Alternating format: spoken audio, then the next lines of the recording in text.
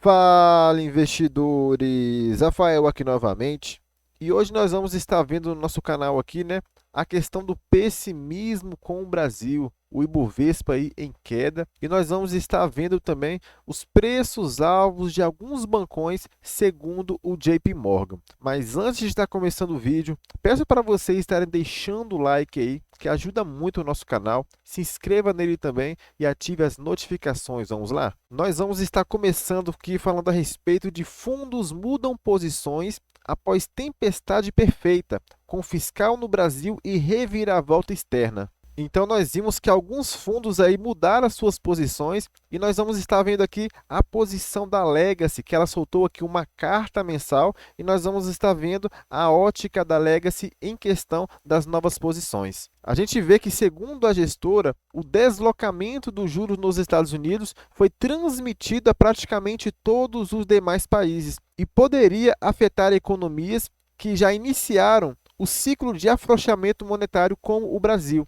A gente sabe, né, que o Brasil ele já começou a derrubar a sua taxa de juros. Na última reunião do Copom, o Banco Central reduziu ali meio ponto percentual na Selic, e o efeito prático seria uma redução menor dos juros. Então nós vemos aí os Estados Unidos, né, com uma taxa bem elevada e tem uma pretensão de manter essa taxa elevada por mais tempo, além de poder aumentar ainda mais, aumentando assim, né, a questão do piso da Selic, porque caso o Roberto Campos Neto, ali, o Banco Central, queira diminuir mais ainda a taxa Selic, vai ter um momento, né, que vai ter uma fuga de capital aqui do nosso país, justamente porque faz muito sentido para os fundos estar aplicando ali em renda fixa norte-americana, tendo ganhos elevados, né, com risco baixíssimo. A gente vê que na avaliação da gestora, né, as expectativas de juros ali nos Estados Unidos foi impulsionada pelo crescimento do déficit fiscal, a necessidade de recomposição do caixa do Tesouro e a menor propensão de alguns países para estar acumulando os títulos do Tesouro americano. Então a gente sabe que os Estados Unidos é um país que precisa, né, que os outros países comprem os seus títulos para estar financiando a sua dívida. E nós vemos, né, que alguns países estão tendo uma menor propensão de estar acumulando esses títulos. Quando nós olhamos aqui a questão da curva de juros, o que nós observamos é o seguinte, que quando comparamos treasuries de 3 meses com os de 10 anos, a curva neste momento está invertida, né? E isso sempre significou que uma recessão estava a caminho. Foi assim em 1990, a gente vê que a curva ela se inverteu e logo depois ela voltou. E um pouco mais à frente, né, quase 2 anos depois, teve aqui uma grande recessão. E assim aconteceu também nos anos 2000, né, na bolha.com, quando mais uma vez ela foi invertida. E observe que a recessão ela só começou depois que ela voltou aqui ao normal. Da mesma forma que em 2007, né, onde tivemos aqui a bolha imobiliária, a gente observa que a taxa de juros mais uma vez foi invertida e logo depois que ele se recuperou aqui na frente, a gente observa que começou a recessão e em 2020 a gente observa que houve também aqui uma inversão na curva de juros, mas a recessão ela foi muito pequena aqui em 2020, pequena em questão em um curto espaço de tempo, na verdade, e agora neste momento o que nós vemos é a maior inversão da curva de juros. E não necessariamente nós vamos ter uma recessão eminente, porque quando nós olhamos para trás, o que nós observamos é o seguinte, que quando a taxa de juros ela volta ao normal, depois, talvez 1 ano, 2 anos, pode estar iniciando uma recessão, porque não é necessariamente quando ela está aqui embaixo que se inicia a recessão. A gente pode olhar nas últimas 3 vezes que isso aconteceu, a recessão ela só iniciou depois, quando a curva de juros já tinha se normalizado. Então a gente tem que ficar atento a isso aí, porque a inversão da curva de juros sempre sinaliza uma recessão, mas não necessariamente é uma recessão iminente que vai acontecer no mês que vem, nem no ano que vem. Mas quando acontecer, vai ser uma janela de oportunidades aí para estarmos comprando ativos a preços muito descontados. A percepção de que os juros permanecerão elevados por mais tempo no mundo, somada à postura mais dura do Fed, né, amplificaram os movimentos altistas nas taxas. Eu já trouxe um vídeo aqui no meu canal falando, né, a respeito de um estudo de toda vez que a Selic está caindo, a gente tem ali uma corrida dos touros, né, um movimento bullish na bolsa, no Ibovespa, onde o Ibovespa sobe enquanto que a Selic está caindo. Mas nós temos que estar levando em consideração que isso aconteceu em um cenário onde a economia mundial estava melhor, onde os juros norte-americanos estavam mais baixos. Agora, nós temos aí um cenário totalmente oposto, onde os juros norte-americanos estão muito elevados e isso faz com que várias gestoras, né, vários fundos de investimentos venham estar aplicando o seu dinheiro em moeda forte. E nós sabemos que o Ibovespa ele é dependente, né, do investimento estrangeiro, porque é o capital estrangeiro que faz com que o Ibovespa entre em um bull market. E com a taxa de juros muito elevada lá nos Estados Unidos, eu realmente acho muito difícil que isso venha acontecer no Ibovespa, mesmo que as empresas estejam baratas, que estejam descontadas, mas se o investidor estrangeiro não colocar dinheiro dentro do Ibovespa, muito dificilmente nós teremos aí um rally no Ibovespa, de acordo aí, muitas casas de análise vêm trazendo para a gente nos últimos meses. Olha o que nós vemos aqui. Em carta mensal, a gestora, né, Legacy disse, já no livro das moedas, a Ocam informa que trocou a venda de euro por posições vendidas em libra esterlina e real, ou seja, que se beneficia da desvalorização, né? Ela está shorteada em libra e também em real, mantendo a visão mais positiva em relação ao dólar americano. E a gente sabe, né, que toda vez que o dólar se valoriza perante ao real, o que acontece é um derretimento dentro do Ibovespa. Eu já trouxe esse gráfico aqui para vocês. Nós temos aqui em azul o Ibovespa e temos aqui em verde o dólar.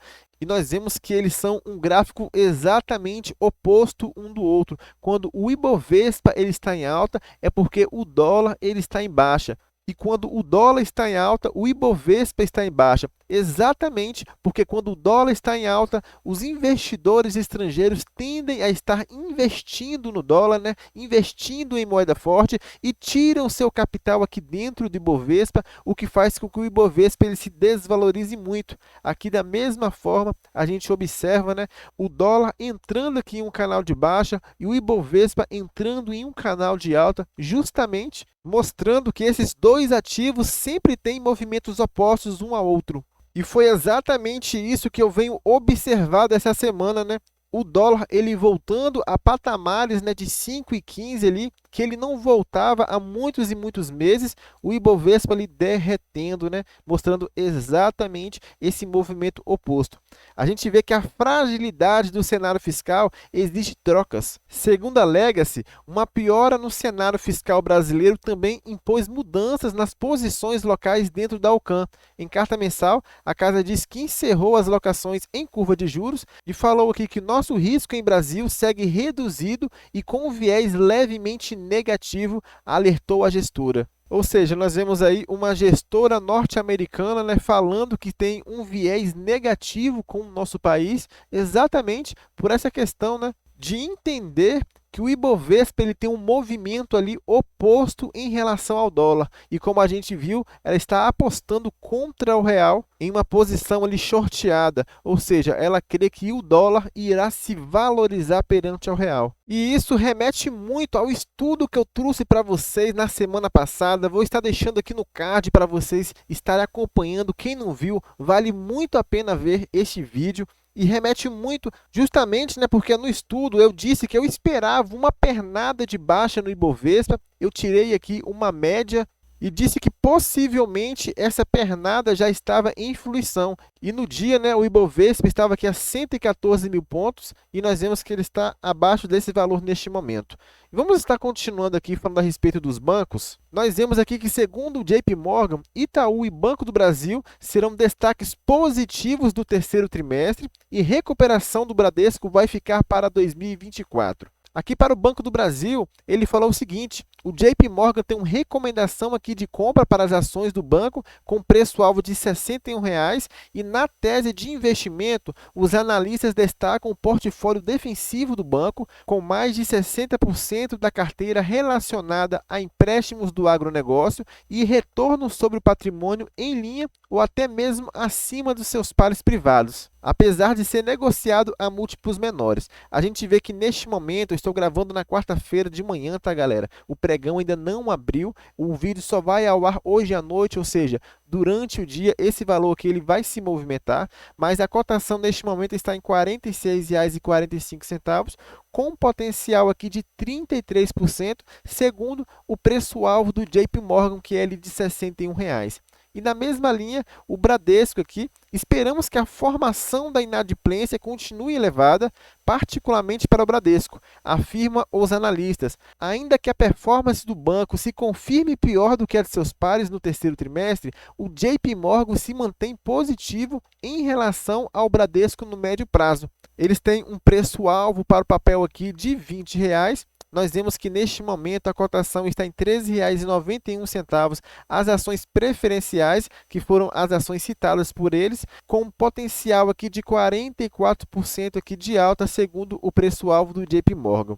Eles falaram a respeito do Itaú também, mas não especificaram um preço-alvo. Disseram o seguinte: o banco também tem recomendação de compra para as ações do Itaú. A tese de investimento do JP Morgan é a de que o banco tem sido o mais proativo em ajustar seu modelo de negócios a um ambiente mais desafiador. Dentre os grandes bancos, o JP Morgan acredita que o Itaú deve ser novamente um destaque positivo, enquanto a recuperação do Bradesco deve ficar somente para o ano que vem. Nós vemos que o preço atual do Itaú está aqui em R$ 26,60. Eu já vi alguns analistas afirmando que ele é uma ótima opção para o momento, que o valor está muito descontado, levando em consideração, né, a qualidade do banco, que é o maior da América Latina, mas o banco ele não tem uma característica muito interessante, está remunerando com dividendos, e por isso é um banco que normalmente eu não tendo a acompanhar. Justamente por entender, né, que essa questão dos bancos, os bancões, por exemplo, eles têm uma dificuldade muito maior de estar crescendo, né? Então, para estar compensando, ele tem que estar distribuindo ali com os acionistas a questão dos lucros. Então, não faz sentido, na minha opinião, eu estar aportando em um banco que já é grande para não estar sendo bem remunerado com a questão dos proventos. Então, por isso, eu tendo a não estar acompanhando o Itaú, mas pode ser sim uma oportunidade, né, para estar ganhando aqui na questão da valorização do capital. Não é recomendação. O JP Morgan encerrou aqui falando que nos cálculos do banco, o Itaú, o Bradesco, Banco do Brasil e Santander juntos devem reportar lucro líquido na ordem de 25 bilhões no terceiro trimestre deste ano. A cifra é 2% maior que a registrada um ano antes e 4% superior à soma do lucro das instituições no segundo trimestre, ou seja, nós vemos aí o JP Morgan otimista, né, com todos os bancos aqui do Brasil, alguns já no curto prazo,